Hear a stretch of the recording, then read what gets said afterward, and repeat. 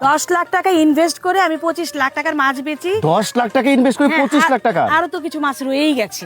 বাহ, ঠিক আছে, এই দেখে আপনার ভাই তো মহা খুশি। আচ্ছা, আর তার রাগ একদম চলে গেছে। সে বলছে ভালোই তো, আমি আর বিদেশ যাব না। এই যে রেডি প্লাঙ্কটন প্লাস এবং ওয়েট গ্রোথ প্লাস, এই দুটি প্রোডাক্ট ব্যবহার করার ফলে আজকের এই সফলতা। একদম এই দুটি প্রোডাক্টের উপরেই আমার এই মাছ চাষ সফলতা।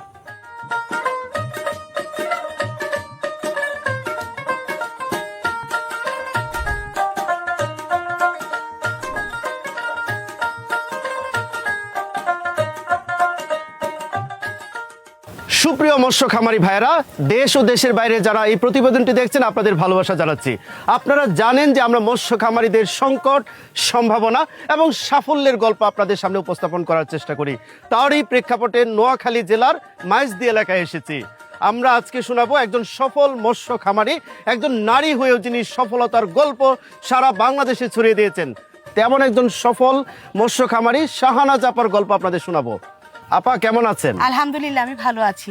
আপনি ভালো আছেন? জি আপা, ভালো আছি। আরে আপনি তো ঘেমে গেছেন, চলুন বসে কথা বলি। জি আপা। আপা, এই এলাকা আসার পরে আপনার সুনাম, এই যে মৎস্য খামার করে সফল হয়েছেন, সুনাম এই এলাকায় পুরো মানুষের মুখে মুখে ছড়িয়ে যাচ্ছে।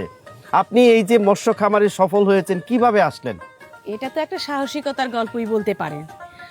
আমার হাজবেন্ড দেশের বাইরে থাকেন, সে বিদেশ থেকে টাকা পাঠান, সেই টাকা আমি ব্যাংকে রাখতাম প্রথমে। তো আমার হঠাৎ করে মনে হলো যে আমি তো গৃহিণী, প্লাস লেখাপড়াও জানি, একটা কিছু করতে পারি টাকা দিয়ে।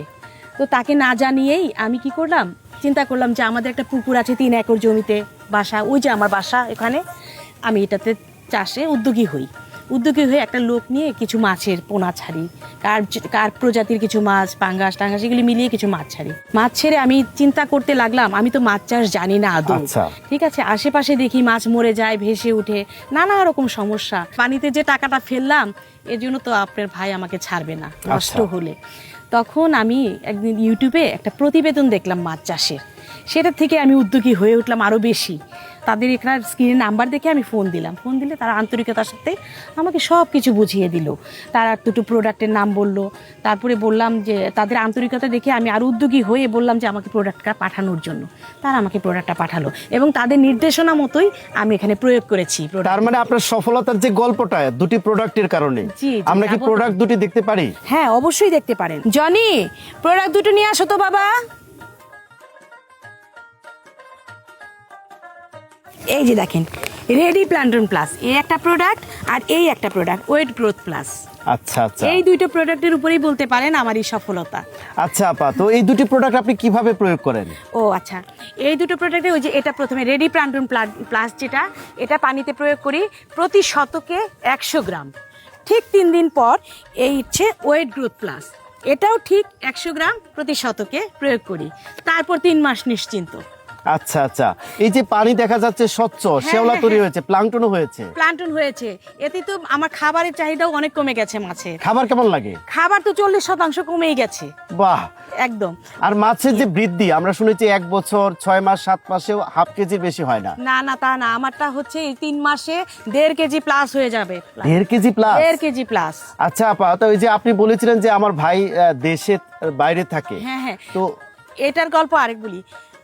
সে এসে আমাকে যখন জিজ্ঞেস করলো তুমি এটা কি করলে, তুমি পানিতে ফেললে কেন টাকা, তখন আমি বললাম তুমি ধৈর্য ধরো, দেখো আমি জেলেদেরকে ডাকি, আমি খুব বিশ্বাসী এই দুইটা প্রোডাক্টের উপরে। আমার মাছ যেভাবে বাড়ছে, তখন জেলেদের ডেকে আমি 25 লাখ টাকার মাছ বিক্রি করি তার সামনে।